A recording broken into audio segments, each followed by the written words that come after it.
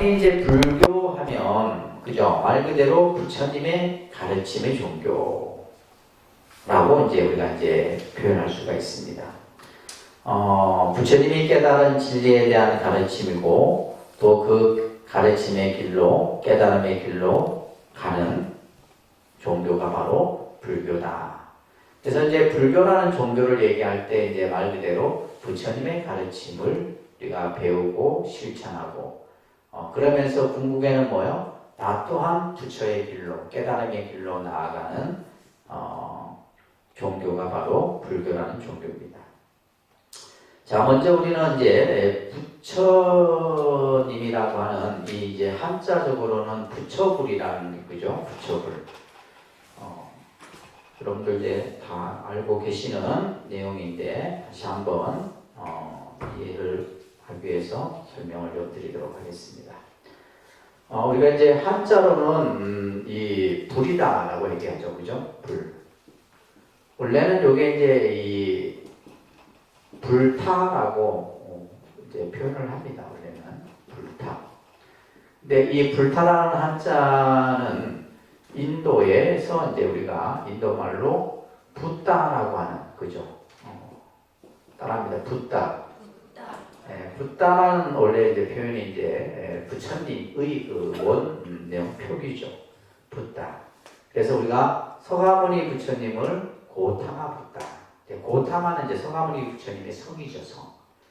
고타마는 성인데 그래서 고타마 붓다. 우리는 이제 흔히 서가모니 불 이렇게 이제 많이 기억을 하고 있는데 이 인도 말인 이 붓다라는 말을 그냥 뭘로 중국의 한자어로 그냥 소리 나는 대로 불타 이렇게 있냐. 그러니까 예를 들면 붓다 붓다를 계속 하니까 뭐가 돼요? 중국 사람들이 들었을 때는 불타 이렇게 이제 표기를 한 거예요. 근데 이제 뜻으로는 우리가 예를 들면 이 불이 가지고 있는 뜻은 뭐냐 하면 깨달음입니다. 불의 뜻이 뭐라고요? 깨달음입니다. 깨달음. 그래서 여기에서 이제 깨달을 각자를 써서 부처님이라는 뜻을 깨달으신 분, 깨달은 자 이렇게 이제 표현해요. 꼭 기억하셔야 됩니다.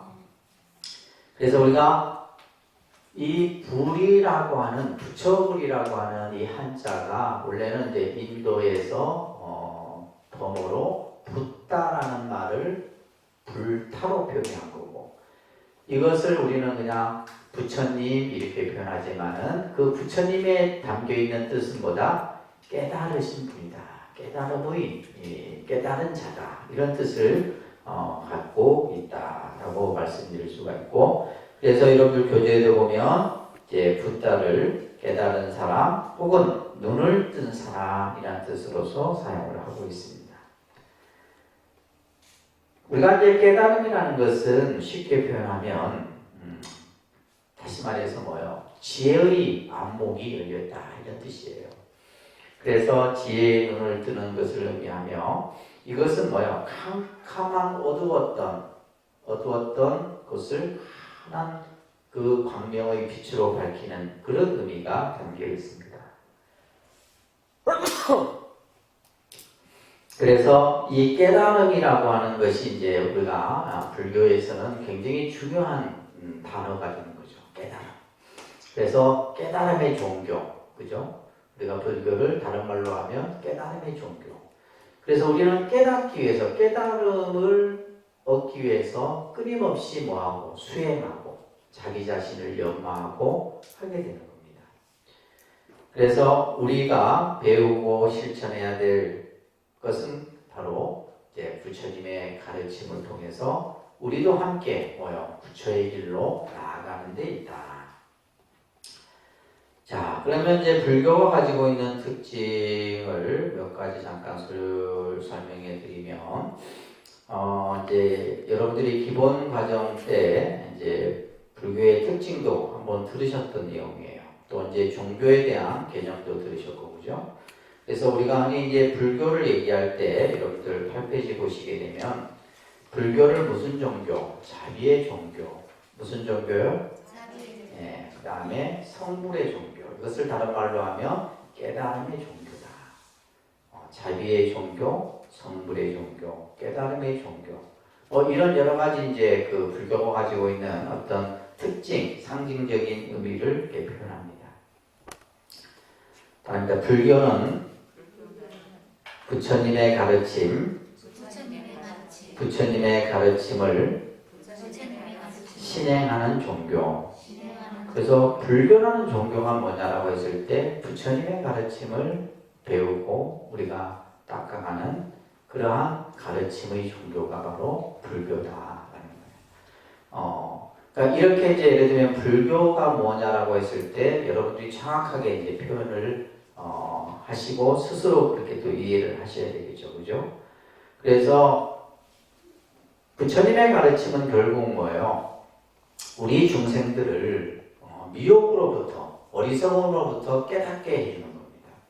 그래서 부처님께서 깨달으신 우리가 이제 그 깨달음의 내용을 여러분들은 뭐라 배웠냐면 법이다라고 배웠어요. 그러니까 법. 또 다른 말로는 진리라는 말로 배웠어요, 그죠? 법이나 진리나 같은 말인데 이 법을 통해서 부처님의 그 진리를 통해서 우리는 뭐예요? 어리석음으로부터 환한 광명의 지혜로 열리게 되는데 그래서 부처님의 가르침은 우리 중생들로 하여금 뭐예요? 바른 이치를 깨닫도록 하는 거예요. 바른 이치. 그러니까 쉽게 말해서 세상을 어떻게 살아야 되고 또 인간이 가지고 있는 그 본질의 모습은 무엇이고 라고 하는 어떤 궁극적인 어떤 본질론적인 그러한 의미들을 우리들로 하여금 깨닫도록 가르치는 종교가 바로 불교다. 그래서 불교는 늘 끊임없이 뭘 얘기를 해요? 깨달음을 얘기하고 법을 얘기하고 진리를 얘기합니다. 그렇게 함으로 인해서 우리 스스로가 어리석음으로부터, 그죠? 어리석음으로부터 지혜로 바뀌어지게 될 수 있는 겁니다. 이렇듯이 불교는 부처님의 깨달으신 진리를 그 교법을 뭐해서 받들고, 아닙니다. 부처님의 교법을 받들어 인생관, 세계관, 생활관을 가지는 불타주의를 말한다.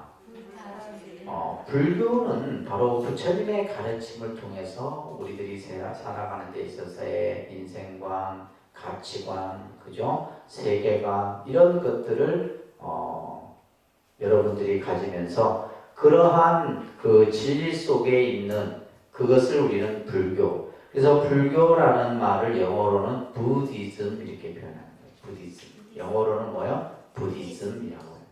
그래서 이제 불교 신자를 부디스트 이렇게 합니다. 크리스찬 이렇게 하듯이 불교 신자들을 부디즘 이렇게 이제 부디스트 이렇게 표현하는 겁니다. 그래서 우리가 불교라는 종교를 믿는 사람들은 반드시 부처님의 법, 진리를 통해서 그것을 뭐요? 내가 스스로 깨달아. 그것을 통해서 내 삶의 인생관과 세계관과 가치관을 가지는 그러한 것을 만들어주는 것이 바로 불교다. 그러니까 우리가 생각하는 이제 여러분들이 일반적인 생각에서의 불교는 뭐요? 그냥 절에 가서 기도하고 불공하고 그죠? 뭐 제지내고 이 불교가 아니에요. 여러분들이 이 불교라는 종교를 지금 설명한 요 틀에서 이해를 하셔야지만 좀 더 우리가 어떻게 보면 불교가 가지고 있는 좀 고차원적인 그러한 공부들을 여러분들이 만들어 갈 수가 있는 겁니다. 이러한 이제 불교는 여러 가지의 특징들을 가지고 있습니다. 첫 번째, 불교는 인간 중심의 종교다. 따라합니다. 불교는 인간 중심의 종교이다. 옆에다가 인본주의라고 좀 써놓으세요. 인본주의. 또 한편으로는 불교는 생명 중심의 종교다라고도 이제 같이 표현합니다. 이제 세계에는 많은 뭐가 있어요. 종교가 있지만은 그 많은 종교들이 중심이 되는 것이 결국 뭐냐면 신이에요. 신. 그죠? 신이 중심입니다. 근데 오직 유일하게 불교라는 종교만이 무엇을 가장 중요하게 여기느냐? 바로 지금 여기서 말하는 생명. 생명 중에서도 뭐요?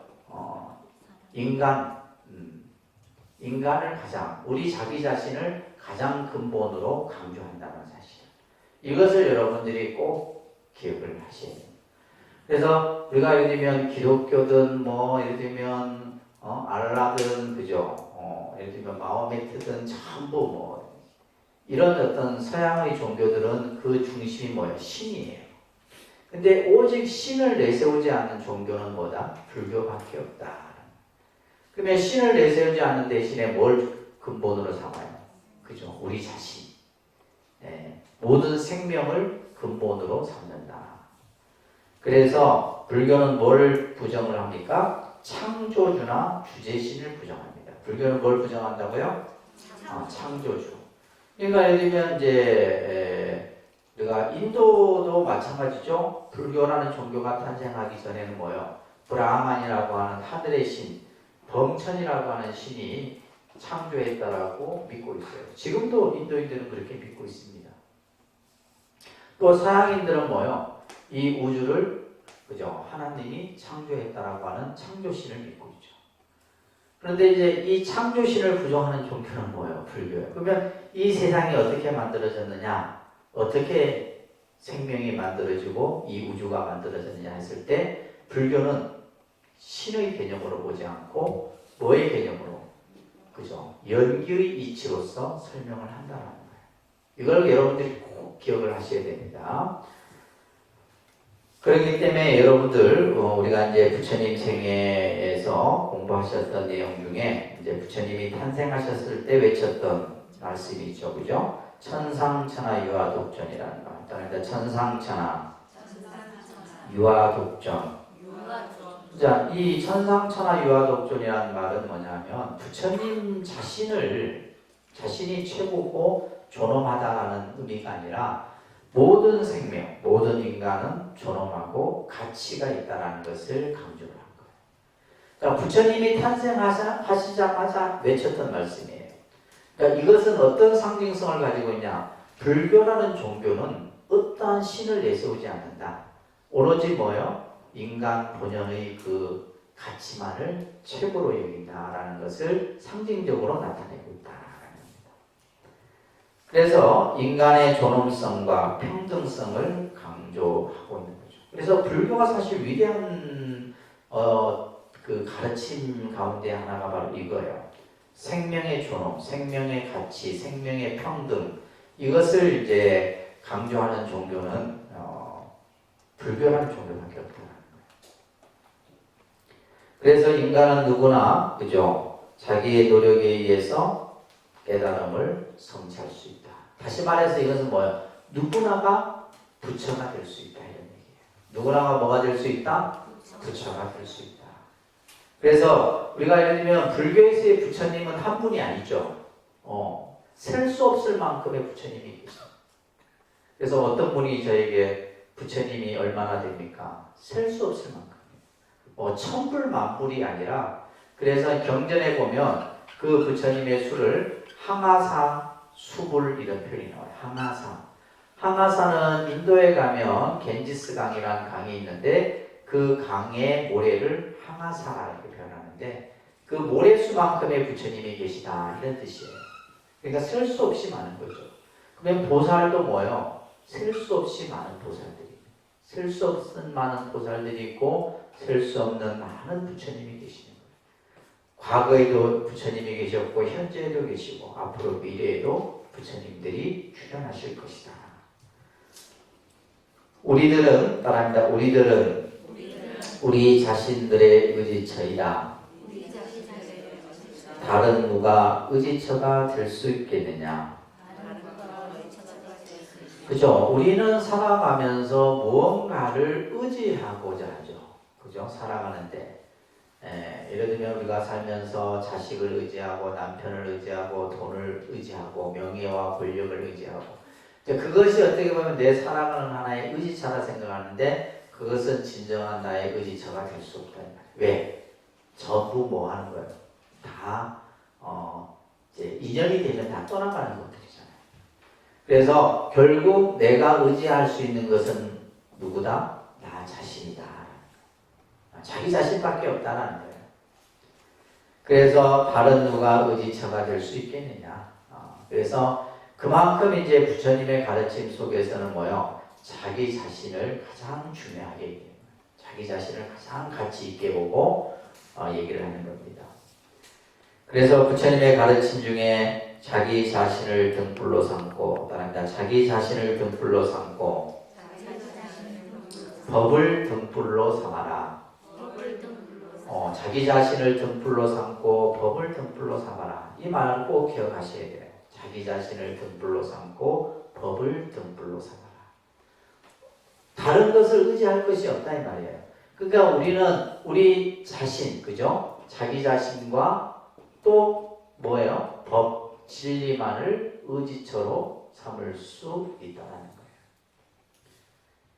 그렇기 때문에 부처님께서는 따라합니다. 법을 보는 자는 나를 보고 나를 보는 자는 법을 본다. 이 유명한 말씀이에요. 여러분들 이제 기본 과정에서 들었던 얘기인데 법을 보는 자 나를 보고 나를 보는 자 법을 본다. 그래서 우리는 이제 불교라는 종교를 여러분들이 신행하면서 항상 무엇만을 바라보고 다녀야 되는 거예요. 그죠? 다르마라고 하는 이 진리만을 보고 다녀야 돼요. 그래서 예를 들면 우리가 이제 절을 다니면서 절을 보고 다니면 몇 년 못 간다 그랬죠. 스님을 보고 다녀도 몇 년 못 갑니다. 도반을 보고 다녀도 몇 년 못 가요. 근데 뭐요? 내가 부처님 법을 보고 다니면 평생을 내가 부처님 법 속에서 함께 할 수 있다는 거예요. 근데 우리는 보면 이제 신앙생활 하면서 내가 다니는 절을 보고 다니고 그 절에 스님을 보고 다니고 도반을 보고 다니고 한다. 근데 그것은 내가 그죠? 어느 시기가 되면 그것은 서서히 내 눈앞에서 사라지는 것들이에요. 그런데 오직 뭐만이 법만이 우리의 의지처가 되고 이 법을 통해서만이 우리는 이제 불교의 참 진리를 깨달을 수 있다. 이런 말을 꼭 기억하시기 바랍니다.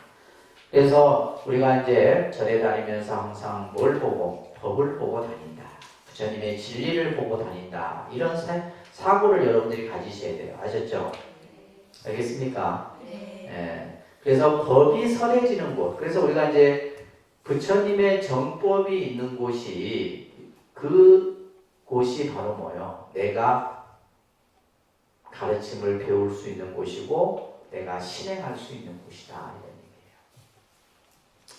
그래서 불교는 인간 중심의 종교, 생명 중심의 종교다. 그것을 가장 가치 있게 생각하고 두 번째는 우리가 이제 불교를 얘기할 때 깨달음의 종교라는 말을 하죠. 따라합니다. 깨달음의 종교. 깨달음에 대한 말씀이 계속 반복해서 나오는데 자, 불교의 목적, 궁극적인 목적은 뭐라 그랬어요? 불교의 궁극적인 목적은 우리는 성불이라는 말을 들었을 겁니다. 그죠? 그러니까 성불. 그래서 우리가 인사할 때도 성불하십시오 하잖아요. 성불하십시오. 성불을 하자는 거죠. 나도 성불하고 여러분들도 성불하자. 같이 성불하자. 그래서 우리 이제 기도문에 보면 자타 일시 성불도 이런 말 있죠? 나와 너가 함께 같이 성불하자. 이게 불교예요. 그래서 우리가 성불이라고 하는 것이 우리의 목적입니다. 자, 절에 왜 다니느냐? 물으면 부처되기 위해서 다닌다. 이건 맞는 말, 틀린 말이 아니에요. 그냥 여러분들이 그냥 말장난 하듯이 하는 게 아니고 스님들이 출가한 이유가 뭐냐? 성불하기 위해 출가한 거예요. 깨달음을 얻기 위해서 출가한 거고 여러분들이 절에 다니는 이유도 뭐 하기 위해서? 깨달음을 얻기 위해서. 아시겠죠? 그래서 불교의 궁극적인 목적은 뭐다? 성불이다. 꼭 기억하시기 바랍니다. 그러면 그 깨달음이라는 것이 뭐냐 하면 그 깨달음이라는 것은 결국 뭐예요? 아까 얘기했듯이 진리이고 법이다. 진리이고, 그래서 부처님이 진리를 깨달았고 법을 깨달았다. 뭘 깨달았다? 진리를 깨닫고 법을 깨달았다. 그러니까 여러분들이 지금 공부하는 이유가 뭐냐? 뭘 공부하는 거예요? 부처님의 진리를 공부하는 거예요. 부처님의 법을 공부하는 거예요. 도대체 부처님이 무슨 말씀을 우리들에게 하셨을까? 부처님이 우리들에게 가르쳐 주신 이 세상의 진리는 무엇일까라고 그것을 배우는 것이 여러분들이 불교를 공부하는 이유인 겁니다. 아시겠죠? 그래서 우리가 깨달음이라는 것은 바로 부처님의 가르침이고 진리이고 법이다. 이거 꼭 기억하시기 바랍니다. 아시겠죠? 그래서 우리는 이제 성불이라는 것을 목적으로 삼고 서양의 종교는 구원이라고 하는 것을 목표로 삼는 거죠. 그래서 구원과 성불의 차이점을 우리는 잘 이해를 하셔야 돼요. 성불은 누가 대신 나를 부처로 만들어주는 게 아니에요. 이거 성불은 뭡니까? 자기 자신이. 그죠? 이것을 자력이라고 합니다. 그러니까 자력. 구원은 내가 혼자 구원할 수 있어요. 구원은 뭐예요? 어떤 절대자가 나를, 그죠? 지옥으로부터, 고통으로부터 구원해 주는 거예요. 그런 개념을 우리는 타력이라고 합니다. 그러니까 타력. 그러니까 자력. 자력은 자기 힘으로 이 말이에요. 타력은 다른 사람의 힘을 빌어서 이런 뜻이죠. 그러니까 우리가 성불은 내 스스로 성불하는 것이지 누가 뭐 성불하도록 만들어주는 게 아니에요. 성불은 뭐야? 내가 스스로 진리를 깨닫고 내가 스스로 가르침을, 그죠? 깨닫는 거죠. 반면에 이제 아까 얘기했듯이 구원은 타력적인 그런 이제 의미들이 있다라는 거예요.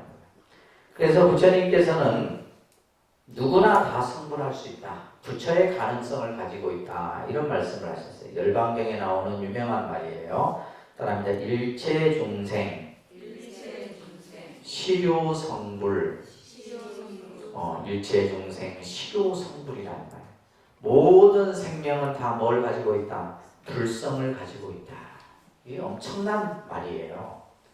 모든 생명, 모든 존재는 다 부처의 가능성, 부처의 그 씨앗 종자를 가지고 있다. 나중에 여러분들 이제 2학기 때 보면 열애장이라는 말을 들어요. 그런데 열애장이라는 이제 사상을 공부하게 되는데 이 열애장이나 불성 사상을 공부해야 돼요. 그러니까 열애장이라는 것이 뭐냐면 열애의 씨앗을 품고 있다는 거예요. 우리 자기 자신 안에. 열애의 그 성품이 우리 안에 있다라는 말을 부처님께서 하시는 거예요.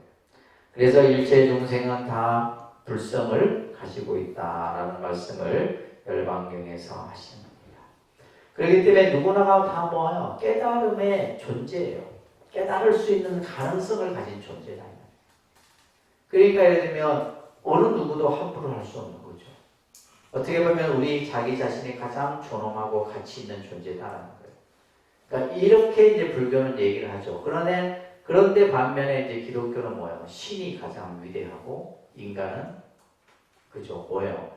우리가 흔히 말하는 주인과 종의 관계로서 살죠. 그러다 보니까 이제 이런 개념들이 예를 들면 이제 불교를 연구하는 사람들에 의해서 이런 것들이 이제 규명되고 밝혀지다 보니까 불교가 가지고 있는 어떤 이런 교리적 가치라든지 이런 것들이 이제 기독교하고 비교를 할 수밖에 없는 상황. 그러다 보니까 이제 기독교는 너무 신중심이고 불교는 뭐예요? 너무 모든 어떤 생명의 가치를 무게에 두고 있고 그러다 보니까 세계의 학자들이 이제 불교에 대해서 관심을 가질 수밖에 없습니다. 또한 이제 불교가 가지고 있는 가장 이제 핵심이 또 뭐냐 하면 현실주의입니다. 따라합니다. 현실주의. 세 번째에다가 현실주의라고 좀 써놓으세요. 우리가 이제 제가 한번 말씀드렸던 적이 있을 겁니다. 우리는 과거, 현재, 미래라고 하는 시간 속에 살아갑니다. 그죠? 과거, 현재, 미래라고 하는. 여러분들이 오전은 이미 나에게는 뭐예요? 과거의 시간인 거죠. 그래서 이 시간을 우리는 동시에 가지고 살아가요, 사실은. 과거와 현재와 그죠? 미래라고 하는 이 시간을 동시에 가지고 살아요. 이거를 예를 들면 생으로 치면 과거는 뭐가 되겠어요? 전생이라고 합니다. 과거는 뭐라 그래요? 전생. 과거의 생은 전생의 생이에요. 여러분들 이 생에 오기 전의 생은 뭐예요? 전생이었던 거죠. 그리고 지금의 생을 우리는 뭐라 그래요? 현생이라고 해요. 현생. 네, 현생. 그리고 나서 이제 죽고 나서 49일이 지나고 나면 이제 다음 생을 맞이하는데 그 생이 내 생이에요. 그죠? 그래서 이것을 삼생이라고 합니다. 그러니까 삼생. 전생, 현생, 내생. 그리고 시간으로 치면 과거의 시간, 현재의 시간, 미래의 시간이에요. 자, 그런데 보면 대부분의 이제 종교나 이런 어떤 신앙들이 보면 어디에 무게가 있냐면 여기에 무게가 있어요. 그죠? 다음 내가 죽고 나서 천당을 가고 죽고 나서 뭐 예를 들면 어떻게 되고 이런 것들을 얘기를 합니다. 불교도 이제 예를 들면 뭐 내생에 대한 얘기도 있어요. 내생에 대한 얘기도 있지만은 실제 이제 불교의 가르침은 이 현재의 그 방점이 찍혀져 있다는 것을 꼭 기억하시기 바랍니다. 왜 이 현재에 무게를 두고 있냐면, 자, 과거와 현재는 어떻게 되어 있어요? 이것이 단절되어 있는 것이 아니라 연결되어 있죠, 그죠? 과거와 현재는 연결되어 있습니다. 그리고 현재와 미래도 뭐예요? 연결되어 있는 거예요. 사실은 우리가 생도 마찬가지입니다. 여러분들이 지금 현재의 생을 살고 있지만은 이것은 전생과 연결된 현재의 생이에요. 우리가 이제 전생을 보지 못하니까 지금만 우리가 보니까 그냥 현재의 내 모습만 보잖아요. 근데 지금의 내 생은 뭐예요? 전생과 연결되어 있는 생을 내가 살아가는 거예요. 그리고 현재의 생은 결국 뭐예요? 이 다음 생과 또 연결되어 있는 거예요. 그래서 이 삼생이 동시에 연결되어 있는 겁니다. 시간도 마찬가지로 뭐예요? 연결되어져 있는 시간이에요. 그러니까 우리가 오전이 있기 때문에 지금 오후가 있는 거고 오후가 있으니까 저녁이 있는 거잖아요. 이게 무슨 단절되어 있는 게 아니다 이 말이에요. 그렇잖아요, 그죠?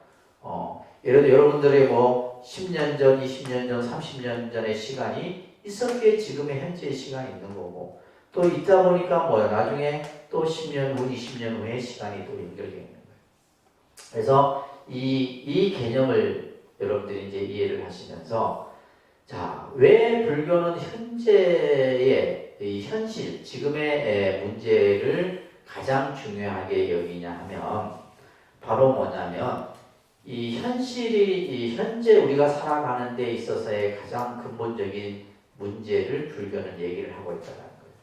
근데 그것이 바로 뭐냐 하면 이 고라고 하는 문제입니다. 괴로움이라고 하는 문제예요. 그죠? 즐거움은 문제될 게 없잖아요. 그렇잖아요. 여러분들이 뭐 행복하고 그냥 뭐 편안하고 이런 거는 문제될 것이 없어요. 근데 우리에게 항상 뭐예요? 힘들고 어렵고 고통스럽고 하는 것은 이 괴로움의 문제 때문이에요. 괴로움의 문제. 그래서 불교는 이 고라고 하는 문제로부터 출발을 합니다. 그러니까 예를 들면 서양의 종교는 죽고 나서 천당 가는 게 그들의 목적이에요. 실제 그렇습니다. 기독교 교리는 천당이 그들의 목적이에요. 근데 우리 불교는 뭐냐? 내가 현실에서의 이 문제를 어떻게 풀 것인가가 목적이에요. 아시겠죠? 지금 내가 현재를 살아가는 데 있어서 현재 내가 겪고 있는 이 괴로움을 어떻게 해결할 것인가. 근데 이 괴로움은 여러분들이 기본 과정에서 이 괴로움에 대해서 많이 얘기를 들으셨어요. 그죠? 생로병사. 태어나고 늙고 병들고 죽는 것. 이거는 누구나 공통적으로 겪는 괴로움이야. 똑같이 겪어요. 근데 예를 들면 이제 그 괴로움도 보면 이제 뭐 우리가 예를 들면 죽음을 얘기할 때도 요즘은 100세를 살고 80을 살고 하지만은 금일연가처럼 30대 짧은 나이에 그냥 생을 마감할 수도 있는 거. 그건 아무도 모르고. 근데 결국은 뭐야? 누구나가 다 죽음을 맞이한다. 뿐만이 아니라 또 살아가면서 우리가 요즘에는 우리는 뭐예요? 너무나 많은 어려움들이 있죠. 예를 들면 이제 교육, 경제, 그죠? 뿐만이 아니라 주변에 너무나 많은 문제들이 일어나고 있습니다. 그죠? 인간과의 갈등 문제부터 시작해서 그죠? 이런 것들. 그래서 불교는 이러한 어떤 현실의 문제를 여기서 말하는 것처럼 바로 보라는 거예요. 현실의 문제를 바로 봐라. 그래서 그 문제의 원인을 바로 볼 줄 알아야 돼요. 자, 그러면 예를 들면 괴롭다. 그러면 괴로움의 원인이 뭐냐? 이걸 바로 보라는 거예요. 괴롭다라는 결과만을 가지고 그냥 괴로워서 그냥 힘들어할 것이 아니라 이 괴로움이 왜 일어났느냐, 그죠? 괴로움이 왜 일어났느냐, 무엇 때문에 내가 이 괴로움에 지금 처해 있느냐라는 것을 바로 봐야 돼요. 이것을 직시하라, 직시. 현재의 내 문제를 직시하고 그 원인을 찾아서 그것을 해결하라. 이게 불교의 가르침입니다. 저는 개인적으로 지금같이 이제 스님이 돼서 부처님 책을 많이 보고 하기 전에 처음 이 불교라는 종교를 접했을 때 이 말씀이 너무나 좋았던 거예요. 제가 불교가 좋았던 이유 중에 하나가 이겁니다. 죽고 나서 극락 천당 가는 건 이건 내 문제가 아니에요. 그렇잖아요, 그죠? 근데 죽고 나서 극락을 갔는지 천당을 갔는지 알 사람이 누가 있어요? 아무도 몰라요. 근데 지금 우리가 살아가면서 현재 내가 겪는 이 문제, 그래서 불교라는 종교가 굉장히 현실주의라고 하는 것에 저는 점수를 너무 많이 줄 수 있어요. 여러분들도 그런 생각을 같이 가지셔야 돼요. 그래서 현실의 문제, 현실주의라는 거예요. 그죠? 그래서 여러분들 밑에 보시게 되면 괴로움을 뭘로? 즐거움으로. 그죠? 불교는 고를 낙으로 만들고 또 윤회와 번뇌를 해탈로 전환시키는 거죠. 근데 이것을 할 수 있다는 거예요. 변화할 수 있다는 거예요. 그래서 나중에 이제 여러분들 우리가 흔히 말하는 운명이다, 숙명이다, 그죠? 그것은 피할 수 없다, 이 얘기를 하는데 아니라는 거죠. 지금 내가 겪고 있는 현실의 문제로부터 내가 벗어날 수 있다는 얘기예요. 근데 이제 그것을 때를 놓치거나 그 원인을 잘못 찾았을 경우에는 오히려 더 고통스러울 수도 있죠. 그래서 이러한 현실에 내가 겪고 있는 이 문제들로부터 벗어나는 가르침을 불교는 얘기하고 있다는 거. 그래서 현실주의라는 거. 네 번째는 관계주의라고 옆에 써놓으세요. 관계주의. 불교는 상대주의적 입장을 갖고 있다. 따라서 우주의 법칙은 연기법으로. 그래서 우리가 이제 불교 교리를 여러분들이 공부하는 데 있어서 가장 많이 듣는 가르침이 연기라는 말이에요. 그래서 불교는 연기법입니다. 모든 가르침은 연기법으로부터 다 시작이 돼요. 그래서 이 연기법은 그냥 법이 아니라 우주의 법칙이에요. 이건 존재의 법칙이라고도 합니다. 이 세상이 어떻게 존재하느냐? 연기로서 존재합니다. 이 우주가 어떻게 만들어졌느냐? 연기로서 만들어졌다. 이것은 이제 과학으로도 이제 증명이 된 이론이에요. 그러니까 예를 들면 우리가 이 우주는 뭐예요? 신이 창조했다. 창조설에 대해서는 굉장히 이제 종교적 신념을 가진 사람만이 믿는 거지. 우리가 이제 지금은 과학이 발달됐지 않습니까? 그죠? 과학이 발달돼서 과학이라고 하는 영역은 끊임없이 모든 것을 파헤치려고 하는 습성을 가지고 있어요. 과학은. 그래서 과학의 영역이 자꾸 어디를 침범하냐 하면 종교의 영역을 침범합니다. 그래서 과학과 종교는 상당히 불편한 관계일 수도 있는데 그 종교가 가지고 있는 논리를, 그죠? 때로는 이 과학적 접근을 통해서 풀어갈 수도 있는 거예요. 그래서 여러분들 기본 과정 때 그런 말 들으셨죠? 아인슈타인이 세계 종교 가운데 가장 과학적인 종교는 불교다라고 얘기해요. 아인슈타인이 누구예요? 과학의 아버지지 않습니까? 그러니까 이 아인슈타인이 이 세상의 종교 중에 가장 과학적인 종교, 그러니까 과학적이다는 것은 합리적이다는 거예요. 그냥 예를 들면 우리가 이제 보면 이 종교는 때로는 비합리적인 요소가 많습니다. 이 종교가 가지고 있는 특성이 그래요. 그러니까 예를 들면 비논리적이고 비합리적인 요소가 많아요.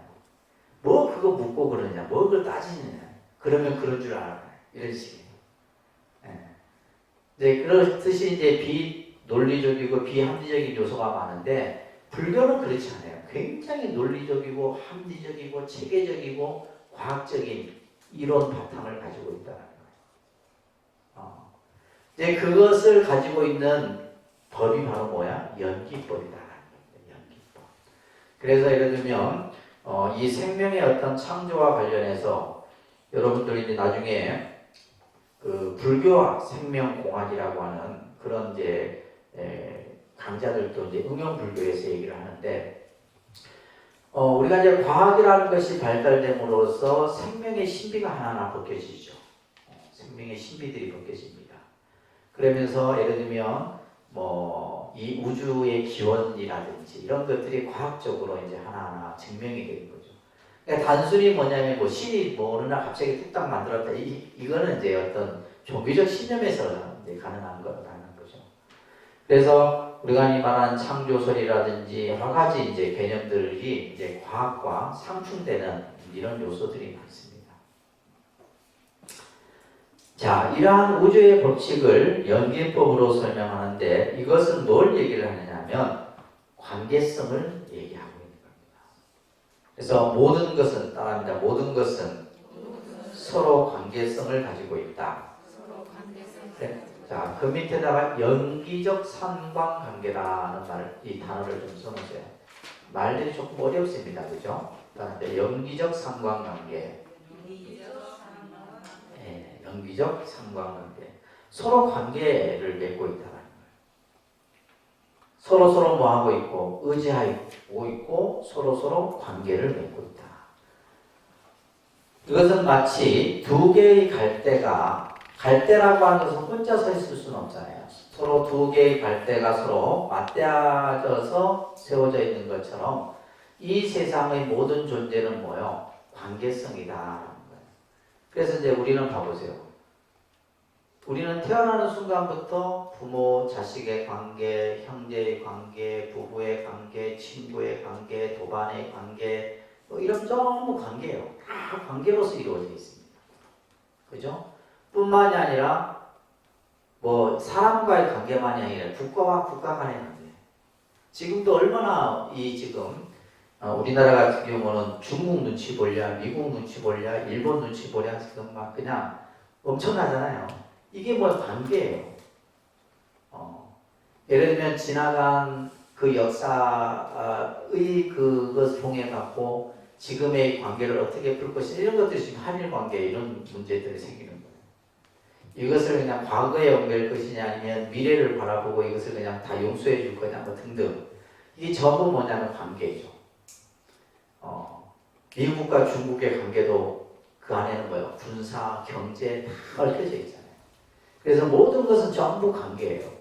뿐만이 아니라 우리가 살고 있는 이 우주와 우리가 인간과 그 다음에 또 다른 생명과의 관계, 예를 들면 환경과 이 지구와의 관계, 다 모든 게 관계입니다. 그래서 부처님께서는 이러한 관계성을 가지는 연기의 이치는 내가 세상에 나오든 나오지 않든 이것은 정해진 것이다. 그래서 이것은 하나의 법칙으로 정해진 거예요. 부처님이 만든 것도 아니라 이는 하나의 우주의 법칙으로서 정해져 있는 것이다. 그래서 밑에 따라합니다. 연기를 보는 자는 법을 본다. 법을 보는 자는 연기를 본다. 아까 그런 말 있죠. 법을, 그죠? 앞에서 어떤 얘기가 나왔어요? 법을 보는 자 나를 보고 나를 보는 자 법을 본다. 그러니까 우리가 예를 들면 부처님을 바라볼 때 그 부처님을 바라보는 내 관점이 뭐였냐면 법이어야 된다는 거예요. 형상이 아니라 부처님의 나타난 모습이 아니라 부처님의 그 모습을 보면서 법을 봤을 때 그 법을 보는 사람은 나를 보는 것이 된다. 그래서 이제 우리가 부처님께서 그런 말을 하셨죠. 금강경에서도 형상으로 나를 볼 수 없다. 이 모습으로는 나를 볼 수 없다. 또한 소리로도 나를 볼 수 없다. 그죠? 오로지 뭘 통해서만이? 법을 통해서만이. 그래서 이 법이 바로 뭐냐? 연기다. 아시겠죠? 그래서 불교의 모든 교리의 핵심은 연기입니다. 여러분들이 앞으로 이제 연기라는 것을 바탕으로 해서 많은 공부들을 하시게 되는데, 그래서 연기를 보는 자 나를 보고 법을 보고 법을 보는 자 연기를 본다. 이런 말씀을 이어서 하고 있는 거예요. 그래서 아까 제가 얘기했던 아인슈타인의 말도 우리가 한번 상기해 볼 필요가 있는 거죠. 그죠? 자, 그래서 불교라는 이 가르침은 바로 상대주의적인 관계성을 중요하게 설명하고 있다는 겁니다. 그리고 불교는 관용과 평화의 종교다라고 우리가 얘기를 합니다. 그것은 불교가 전 세계적으로 전파되는 과정 속에서 한 번도 전쟁을 통해서 무력으로 불교를 전파한 적이 없어요. 참 희한한 것이 불교가 중국으로 전해지죠. 그죠? 중국으로 전해질 때 중국에서도 그냥 불교를 그대로 왕이 받아들이죠. 또 우리나라의 불교가 삼국시대에 전해질 때도 왕에 의해서 불교가 받아들입니다. 또 일본에 전해질 때도 마찬가지고. 이렇듯이 불교라는 이 종교가 세계에 전파되는 과정 속에서 뭐 전쟁이나 뭐 폭력을 휘두르거나 이런 적이 없다는 거예요. 그래서 칼 야스퍼스라고 하는 이 철학자가 이렇게 얘기를 합니다. 세계적인 종교 중 종교를 명분으로 전쟁을 일으키지 않는 종교는 불교뿐이다. 이런 말을 야스퍼스가 하고 있는 거예요. 그래서 이제 지금의 우리 이 국제사회가 보면 서로 이제 어떻게 보면 양육강식의 모습이잖아요. 힘 있는 나라가 힘 없는 나라를 수단과 방법을 가리지 않고 굴복시키죠. 뭘로 굴복시켜요, 요즘에는? 경제로. 경제로 굴복시켜요. 그러니까 우리가 얼마 전에 이제 예를 들면 일본하고 뭐 중국하고 우리나라, 그러니까 우리나라는 힘이 그죠? 그래도 나름대로 있는데도 보면 뭐가 없어요? 우리나라가 자원이 없어요. 우리나라는 원자재, 그 가장 기본이 되는 그 원자재가 없다 보니까 전부 수입을 하잖아요. 그러면 중국이나 일본에서 수입을 딱 끊어버리니까 어떻게 돼요? 난리가 나는 거죠. 그와 마찬가지로 이런 어떤 그 전 세계가 이런 어떤 꼭 어떤 뭐 힘을 통해서 제압하는 것이 아니라 경제적인 이런 압박을 통해 갖고 그 나라를 굴복시켜 버리는 거예요. 그런데 이제 이 어떻게 보면 이 부처님의 가르침은 이와 같은 어떤 국가 간의 분쟁이라든지 그죠? 이런 것들을 가능한 한 좀 이렇게 완화시킬 수 있는. 그래서 세계의 평화를 얘기하고자 할 때 그 평화를 얘기하는 그 이론 바탕은 불교 사상을 바탕으로 한다. 근데 우리가 이제 서양의 기독교 사상은 뭐냐 하면 말 그대로 양육강식이에요. 힘이 있는 사람이 힘 없는 사람을 그냥 정복하는 거죠. 정복주의적 기질이 많습니다. 그는 왜 그러냐면 기독교가 가지고 있는 태생이 그래요. 기독교는 어디예요? 유목 그 민족이 만든 종교다. 그러니까 이제 유목민들은 뭐냐면 끊임없이 뭐요? 새로운 터전을 만들어야 되고 또 그곳에 정착하고 또 옮기고 이러면서 이제 그 종교가 만들어진 거예요.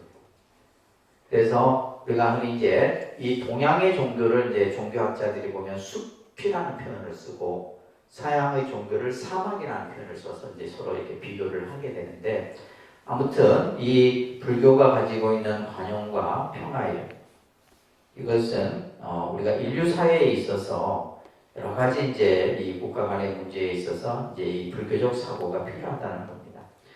그리고 불교는 불국토 건설을 목적으로 한다라는 말을 여러분들이 부처님의 세계를 우리가 만들자는 거죠. 부처님의 세계. 요즘 말로만 전쟁이나 어떤 그 고통이 없는 모든 사람들이 다 행복할 수 있는 그런 세계를 우리는 불국토라고 얘기를 합니다. 부처님의 세계라고 얘기를 하는 거예요. 그죠? 그 다음에 7번째 보시게 되면, 자, 요거는 여러분들이 좀 잘 이해를 하셔야 되는데, 불교는 진리의 종교다라고 얘기를 합니다. 불교는 무슨 종교? 진리의 종교다라고 얘기를 합니다. 그러니까 불교는 합리적이고 윤리적이며 정의적인 법만을 설한다. 그래서 불교라는 종교만큼 합리적이고 윤리적이고 정의적인, 그죠? 정의라는 것은 바른 이치, 이 세상을 살아가는데 바른 가르침을 설한다는 얘기예요. 그래서 알 수 없고 볼 수 없는 것, 알 수 없고 볼 수 없는 것을, 이것을 우리는 형이상학이라고 해요. 형이상학. 알 수 없고 볼 수 없는 것. 다시 말해서 이 형이상학은 애매모호한 거예요. 이것도 아니고 저것도 아니고 이렇게 말할 수도 없고 저렇게 말할 수도 없는, 이런 가르침은 불교에선 말하지 않는다. 왜 그래요? 깨달음에 도움이 되지 않기 때문이다. 그래서 오직 뭐예요? 합리적이고 윤리적이고 정의적인 가르침만을 설하는데, 그래서 유명한 비유가 있어요. 이거 꼭 기억하셔야 됩니다. 독화살의 비유. 여러분들 들어보셨죠? 듣고 나서 이걸 이제 여러분들이 잘 생각하셔서 이것을 잘 활용해야 되는데, 우리는 이제 공부가 뭐냐면 너무 주입식 당연히 앉아서 듣는 공부를 한다 그러니까요. 그러니까 듣고 나서 이제 내가 이해를 하고 이것을 이제 설명을 해줄 수 있어야 됩니다. 이 유명한 비유가 이제 이 독화살의 비유예요. 그래서 이 독화살의 비유는 이제 잠깐 설명이 밑에 되어 있는데, 말룬카푸타라고 하는 이 청년이 부처님을 친견하죠. 부처님을 친견해서 자기가 이렇게 가지고 있는 궁금한 점이 있는데, 이 궁금한 것에 대해서 부처님이 답을 주신다면 제가 부처님께 귀의를 하겠습니다. 이렇게 이제 얘기를 해요. 만약에 부처님이 답을 해주시지 않는다면 저는 부처님의 가르침을 믿지 않겠습니다. 그러자 이제 부처님께서, 그래, 네가 궁금한 점이 뭐냐 이렇게 물어요. 그래서 그 밑에 보시게 되면 이 말룬카푸타라는 청년이 질문했던 내용이에요. 이 질문이 이제 한 12가지 질문이라서 보통 이제 14무기 14가지가 그래요. 그래서 이것을 무기라는 이제 설법으로서 이제 설명이 되어지는데, 예를 들면 이런 것들이죠. 이 세계는 영원한가, 영원하지 아니한가, 이런 것들이에요. 세계가 영원하냐, 영원하지 않느냐. 또 예를 들면 무한이냐, 유한이냐, 유한도 아니냐, 무한도 아니냐. 또 예를 들면 신체와 영혼은 동일하느냐, 동일하지 않느냐. 그 다음에 열애는 사후에 존재하느냐, 존재하지 않느냐. 그러니까 이런 질문들이 이제 우리가 형이상학적 질문이라고 해요. 그러니까 이거는 우리가 예를 들면 알 수 없는 것들이죠. 왜냐하면 세계가 영원한지를 내가 뭐 예를 들면 영원하다고 해서 그걸 알겠어요? 영원하지 않다고 해서 그것을 알 수 있겠어요? 지금 이 말룬카푸타가 질문한 것들은 아무런 살아가는데 도움이 돼야 안 돼요. 안 되는 것들이에요. 예를 들면 신이 있느냐 없느냐, 이것도 마찬가지예요. 신이 있느냐 없느냐, 이게 나에게 중요한 게 아니에요. 근데 이제 이 질문에 대해서 부처님은 침묵으로서 답을 합니다. 이것을 무기설법이라고 해요. 그러니까 무기설법. 무기. 그러니까 부처님이 이제 꼭 어떤 우리가 답을 막 그냥 설명을 해야지 답이 아니라 때로는 부처님이 침묵을 지켜요. 답을 하지 않습니다. 그래서 이 말루카푸타는 화가 나서 그냥 나가버려요.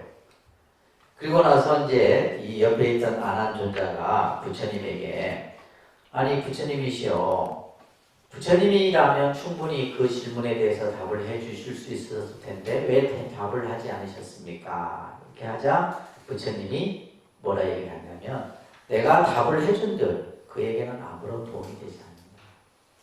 뭐에 도움이 되지 않아요? 현실의 문제를 해결하는 데 도움이 되지 않는다. 이것은 마치 뭐와 같았냐면 여기서 이제 독화살의 비유가 나와요.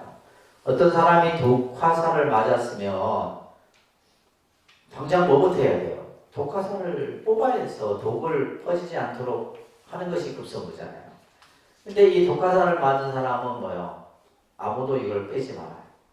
누가 나를 쐈으며 이 독화살의 승부는 무엇이고 화살은 뭘로 만들어졌고 이걸 알기 전에 이미 그걸 하면 어떻게 해요? 이 사람은 죽어버려요. 이게 독화살의 비유입니다. 그러니까 지금 당장 해야 될 것은 뭐예요? 독화살을 빼내서 독이 더 이상 퍼지지 않도록 치료를 하는 것이 급선무인데 그렇잖아요. 지금 예를 들면 당장 내가 현실적인 문제를 해결하는 것이 우선인데 무슨 세계가 영원한들 영원하지 않은들 예를 들면 신체와 영혼이 같은들 다른들 이 문제는 현실에 있어서 아무런 도움이 되지 않는다는 거예요.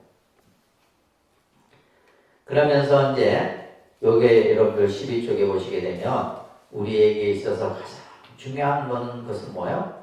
우리들이 살아가는 인생의 근본 문제예요. 아시겠죠? 여러분들이 이제 이 불교 공부를 할 때 항상 포커스가 여기에 맞춰져 있어야 돼요. 그러니까 부처님의 가르침은 내가 살아가는 현실 속에서 내가 해결해야 될 문제, 내가 가지고 있는 근본 문제를 어떻게 해결할 것인가가 핵심인 거예요. 그래서 인생의 괴로움의 근본 문제를 해결하는 것이고 윤회의 굴레로부터 벗어나서 깨달음을 증득하는 데 있다. 그러면서 부처님은 이렇게 얘기를 합니다. 그러니까 부처님은 내가 설하지 않는 것은 설명하지 않는 그대로 받아들이는 것이 좋다. 또 내가 설한 것은 그대로 받아들이도록 하라. 부처님에 의해 가르침은 잘 설해졌다. 현실적으로 증명되는 것이며 때를 지나지 않고 과보가 있는 것이며 또 지혜 있는 자가 각기 스스로 알 수 있는 것이다. 그래서 우리는 부처님의 가르침을 정확하게 이해하고 배우고 그 부처님 가르침대로 행해야 된다는 거예요. 이미 부처님의 가르침은 우리들에게 잘 설해져 있다 이 말이에요. 근데 이제 그것은 이제 지혜 있는 자만이 그것을 할 수 있다. 지혜 있는 자. 어리석은 자는 얘기를 해줘도 모른다는 거예요. 그래서 지혜 있는 자는 각기 스스로 알 수 있는데 여기에서 이제 꼭 여러분들이 기억해야 될 거 중요한 겁니다. 부처님은 삼종 외도의 가르침은 이것은 진리가 아니다라고 얘기했어요. 그러니까 요즘에 우리 보세요. 요즘 이제 예를 들면 그 넷플릭스에 나오는 뭐 신에 대한 얘기 있잖아요, 그죠? JMS 교주에 대한 얘기. 우리가 생각했을 때 여러분들 같으면 믿겠어요? 근데 그 믿는 사람들이 많잖아. 그 믿는 사람들이 많단 말이에요. 예를 들면 그것뿐만이 아니에요. 우리가 이 말하는 사이비 종교 집단이 얼마나 많은데요. 근데 아이러니하게 지식인들이 그런 데 못해요. 오히려. 어리석은 사람 오히려 안 그래. 어리석은 사람들은 다 절에 오나. 근데 그런 좀 지식이 있고, 그러니까 예를 들면 가만히 저도 그 과정을 잠깐 보니까 80년대 이럴 때 이제 대학가에 이제 그런 서클들이 많았어요. 그래서 이제 예를 들면 이제 그 80년대 이럴 때 보면 종교단체 서클들이 굉장히 많았습니다. 그래서 이제 불교도 보면 이제 대학마다 불교 학생회가 있어갖고 불교 서클이 그때도 가장 활성화가 제일 잘 될 때였었어요. 근데 이제 뭐 기독교도 보면 이제 막 그 파들이 여러 파니까 그래서 이제 그 서클룸을 이렇게 해서 거기서 막 우리 이제 불교도 보면 거기서 예불 하고 막 공부하고 대학생애들이 그랬던 적이 있었거든요. 저도 이제 예를 들면 부산대학교에 이제 그 학생회를 지도를 했었는데 부산대학교는 불교 학생회가 2개가 있어요. 서클이 2개가 있어요. 부산대학교 같은 경우. 그러면 그 안에 이제 뭐 법당을 꾸며가고 그래서 이제 예배하고 이제 뭐 수련회도 가고 막 했는데 그때 그 시기에 이제 이 사람이 아마 이제 주로 연세대, 서울대 이런 엘리트 학생들을 보섭을 해갖고 이제 그러니까 굉장히 이제 어떻게 보면 방법이 그 시대의 흐름에 맞게끔 하긴 했는데 원체 이제 그 문제점들이 많이 드러나다 보니까 그렇죠. 그래서 그런 것들은 전부 이제 외도의 가르침인데 사실은 이제 우리가 보면 그 외도인지 정도인지를 잘 모르죠, 그죠? 자, 첫 번째는 신의 창조론입니다. 신이 이 세상을 창조했다라고 하는 이 창조론은 부처님은 뭐예요? 진리가 아니다라고 온 겁니다.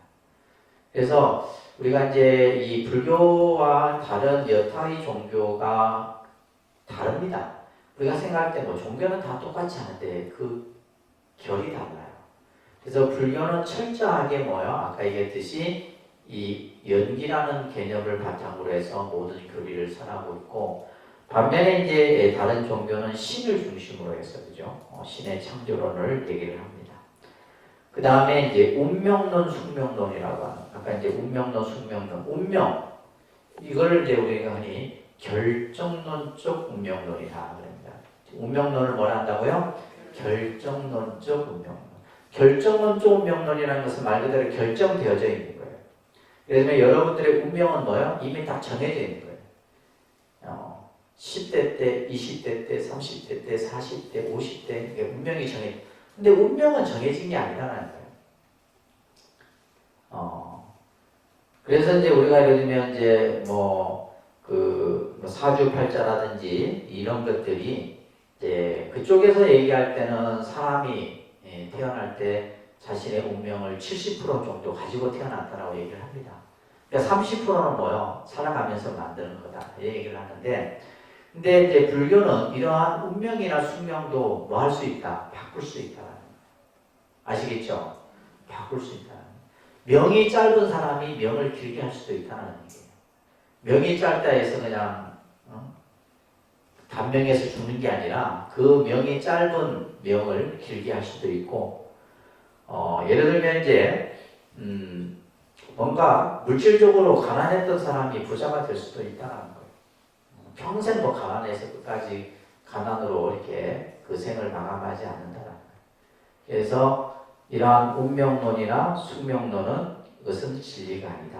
아시겠죠? 꼭 기억하세요. 알겠습니까? 그 다음에 우연론도 마찬가지예요. 우연은 없어요. 우연. 그러니까 그러면 불교는 뭘 얘기하냐면 인연론을 얘기합니다. 무슨 논요? 인연. 그러니까 우연이 많다고 노래 가사에서나 나오는 얘기지 우연은 없다 이 말이에요. 반드시 뭐요? 인연이에요. 원인이 있기 때문에 그 결과가 만들어진 것이지 그냥 우리가 예를 들면 옷깃만 스쳐도 500생 인연이라는데요. 옷깃만 스쳐도 500생 인연이래요. 근데 우리가 예를 들면 뭐 만나고 이렇게 한 공간에서 공부하고 이런 인연은 그죠? 보통 인연이 아니죠. 옷깃만 스쳐도 500생 인연이라는데 엄청난 우리 생의 그 시간 속에서 만난 인연들이에요.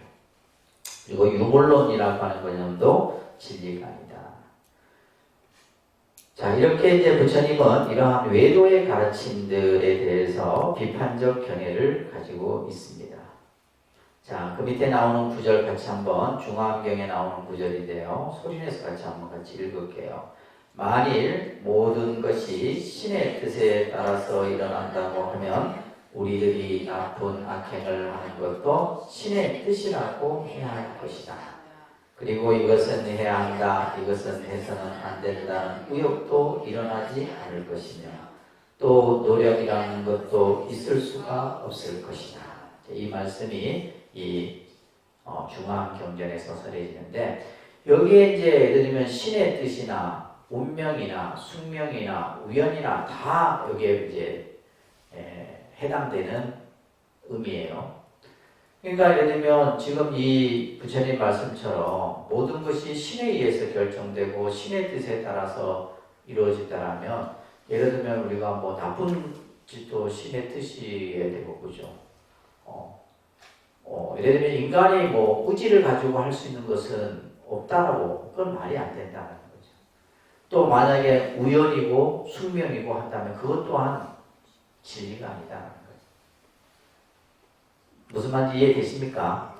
네, 그래서 이러한 가르침은 철저하게 우리가 부처님의 법을 배우는 입장에서는 그것은 잘못된 가르침이다라고 확실하게 여러분들이 이해를 하셔야 된다는 것을 말씀드리면서 그 다음에 이제 불교는 체계적인 수행의 종교다라고 얘기를 합니다. 불교는 체계적인 수행의 종교예요. 그래서 사실은 이제 불교가 뭐 교리 공부도 마찬가지지만 수행 과정도 그렇고 그러니까 사람들이 생각할 땐 어렵다라고 이제 생각을 하는데 그러니까 어려운 것이 아니고 뭐요? 우리가 이제 처음에는 아무것도 모르잖아요. 아무것도 모르기 때문에 그 어떤 단계적으로 한 단계 밟아 올라가셔야 돼요. 근데 그렇지 않고 이제 예를 들면 뭐 공부를 체계적으로 하지 않은 상태에서 어떤 뭐 깨달음을 얘기하고 마음을 얘기하고 하게 되면 어려울 수밖에 없어요. 그리고 이제 불교와 같이 굉장히 방대한 이런 어떤 교리적 설명이나 또 수행적 체계들을 가지고 있기 때문에 어렵다라는 겁니다. 13쪽에 보시게 되면 따라합니다. 3일 동안 닦은 마음은 천년의 보배가 되고 100년 동안 탐착한 재물은 하루아침에 먼지가 된다. 그래서 불교는 어떻게 보면 수행을 강조합니다. 끊임없이 자기 자신을 닦는 공부 방법을 얘기를 하는 거예요. 그러니까 조금이라도 게으르면 결국 우리 마음의 때가 끼는 것과 똑같은 거예요. 끊임없이 자기 자신을 채찍질하고 자기 자신을 연마해서 닦아가야 되는데 그 닦음에 있어서 이제 첫 번째는 뭘 해야 되느냐? 바로 믿음을 바탕을 두고 해야 된다. 첫 번째는 뭐예요? 믿음입니다. 이 믿음을 신이라 그래요. 그런데 신, 그죠? 신을 바탕으로 해서 신이 세워지고 나면 그 다음에 올바른 이해가 갖춰져야 돼요. 이것을 해라고 합니다. 그러니까 신해. 신과 해는 사실은 이것은 두 수레바퀴와 같아요. 새의 두 날개와 같다 이렇게 표현을 합니다. 그러니까 지금 여러분들의 단계는 신과 해의 단계다라고 보시면 돼요. 그렇잖아요, 그죠? 신과 해의 단계인데 근데 내가 볼 때는 아직 신도 안 갖춰져 있어. 신도 아직 신만 선물이라는 말이 있는데 믿음이 충만하면 이미 깨달음을 이뤘다라는 이런 화엄경에 나오는 표현이 있습니다. 그래서 우리가 그만큼 이제 이 믿음에 대해서 굉장히 강조를 해요. 그 믿음, 이 신에 대해서. 그래서 그만큼 이 신이 중요하다는 거예요. 그래서 제 본명에 신이 들어가 있는 거예요. 우리 스님이 그렇게 해서 지은 건 아니에요. 신. 믿을 신자. 그래서 그리고 나서 이제 불법에 대한 이해, 이것을 해라 그러죠. 그죠? 도대체 부처님의 말씀이 어떤 것이고 이것을 우리가 어떻게 배워야 되고 어떻게 이해해야 되는가. 이것은 이제 공부를 통해서 해야 되는 거고. 그 다음에는 이제 이 신과 해가 갖춰지게 되면 그 다음에 해야 되는 것이 뭐예요? 행. 실천입니다. 그죠? 실천. 근데 결국 이 실천을 하기 위해서 신해가 필요한 거예요. 근데 신해가 없으면 실천이 될까요? 안 될까요? 안 되는 거예요. 신해, 행. 그 다음에 마지막이 증이에요. 그래서 이 신행, 우리가 이제 예를 들면 수행의 체계를 신해행증 이렇게 꼭 기억하셔야 됩니다. 이거 따라합니다. 신해행증. 올바른 믿음과 올바른 믿음과 올바른 이해와 바른 실천과 깨달음의 증득을 이룰 수 있다. 그래서 믿음과 이해와 실천을 통해서 우리는 마지막에 증득을 이룰 수 있는 거예요. 그 밑에 보면 문, 그죠? 문자는 들을 문자예요. 들을 문자. 잘 들어야 돼. 듣는 게 중요합니다. 잘 듣고 그 다음에 뭐예요? 그 들은 것을 잘 생각해야 돼. 도대체 무슨 말인가? 어떤 의미인가? 그리고 나서 뭐 해야 돼요? 닦아야 되는 거죠. 잘 듣고 잘 생각하고 잘 닦는, 자, 이것을 불교의 수행에 있어서 체계적으로 설명을 하고 있습니다. 그리고 이제 마지막으로 불교를 따릅니다. 지혜의 종교, 자비의 종교. 그래서 지혜와 자비를 불교는 얘기를 하는데, 우리가 이제 나중에 여러분들이 대승불교를 공부하실 때도 다시 나오겠지만은, 결국 지금 이 시대의 불교가 지향하는 것은 바로 뭐냐면 상구보리 하와중생이라는 거예요. 그러니까 상구보리 하와중생.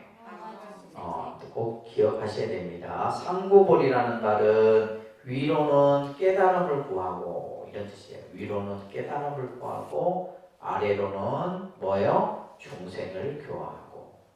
깨달음을 구하고 중생을 교화하는 것.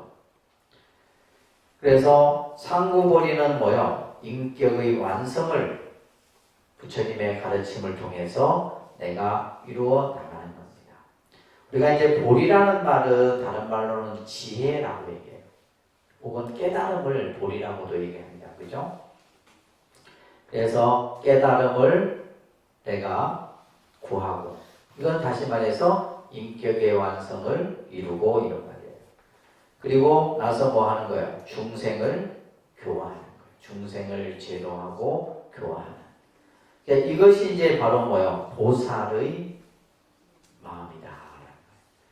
보살의 실천 수행을 얘기할 때 상구보리 하와중생이다. 따라합니다. 상구보리 하와중생. 자, 여러분들을 보살이라 하잖아요. 그죠? 여러분들을 보살이라. 그래서 이제 불명에 보면 전부 뭐 진곽하, 해인월, 백년하, 지방의 여인 다 보살 이름입니다. 그러면 이 보살은 뭐예요? 보살이 가지고 있는 가장 근본 정신이 상구보리 하와중생이에요. 내 스스로 지혜를 연마해서, 그죠? 깨달음을 이뤄서 뭐 한다? 중생을 제도한다. 그래서 이것은 보리라는 상구보리 옆에다가 자리라고 쓰세요. 자리. 상구보리에다가 스스로 자자에다가 이로울 이자. 자리. 이거는 자기를 이롭게 하는 거예요. 그죠? 내가 지혜를 닦고 깨달음을 얻는 것은 나 자신을 위한 거잖아요. 그죠? 그 다음에 중생을 교화하고 제도하는 것을 이타라고 쓰세요. 이타. 책에다가 다른다. 자리이타. 자리이타 꼭 기억. 그러니까 우리가 이제 보살의 실천 수행은 결국 이 두 가지가 같이 이루어져야 됩니다. 나 자신도 이롭고 다른 사람도 이롭게 하는 거예요.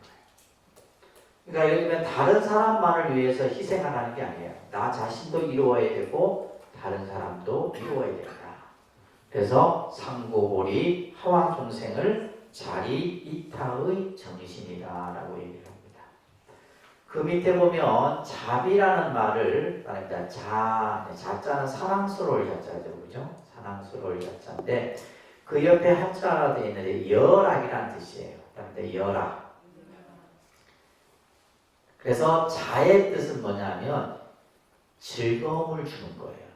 기쁨을 주는 것을 자라는 뜻을 가지고 있습니다. 자의 뜻은 뭐다고요? 기쁨을 주는 것, 즐거움을 주는 것. 옆에 써놔야 되겠죠, 그죠? 비는 이제 우리가 슬플 비자인데, 슬플 비자. 무슨 비자요? 슬플 비자인데, 그 한자가 좀 어려운데, 발고라는 한자인데, 괴로움을 제거한다. 이런 뜻이에요. 괴로움을, 다시 말해서, 고통을 나누는 거예요. 괴로움을 함께 나누는 것. 그러니까 이제, 자비라는 말은 뭐냐면, 즐거움을, 이익을 주고, 상대의 괴로움을 함께 아파하는 것이 바로 자비라는 뜻이에요. 우리가 이제 보통 이제 기독교에서는 사랑, 불교에서는 자비 이렇게 얘기하잖아요. 그죠? 이것을 동체대비라고 표현합니다. 그러니까 동체대비. 동체라는 말은 한 몸이다. 이런 뜻입니다. 한 몸. 한 몸. 그러니까 이 말은 뭐냐면 여러분들 자식이 아프면 여러분들이 아파요, 안 아파요? 그건 동체대비이기 때문에 그래요. 근데 자식에게만 이 자비심이 있단 말이에요, 여러분들은. 내 가족, 내 가까운 사람에게만 자비심이 있어요. 근데 우리가 예를 들면 지금의 우크라이나라든지 그죠, 뭐 전쟁이 일어나서 뭐 지진 피해를 그 사람들 보면 어떻게 해요? 마음이 아프죠. 이게 동체대비예요. 그 아픔을 내 아픔이냐 생각하는 거예요. 이 마음이 바로 뭐다? 동체대비의 마음이에요. 아시겠죠?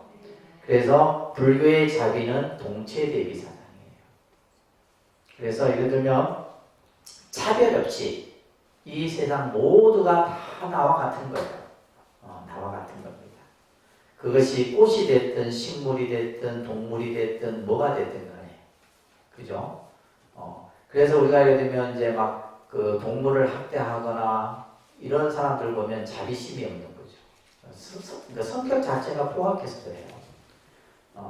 예를 들면 우리가 아픈 뭐 이런 애완견이든 이런 동물들을 보면 마음이 아픈 마음이 일어나는 거. 그 마음에는 뭐가 있기 때문이에요? 자비심이 있기 때문에 여러분들 마음속에 자비심이 있기 때문에 연민이 여기고 내가 함께 그 아픔을 같이 아파하는 마음을 가지고. 그래서 인간은 기본적으로 그런 마음을 가지고 있어요.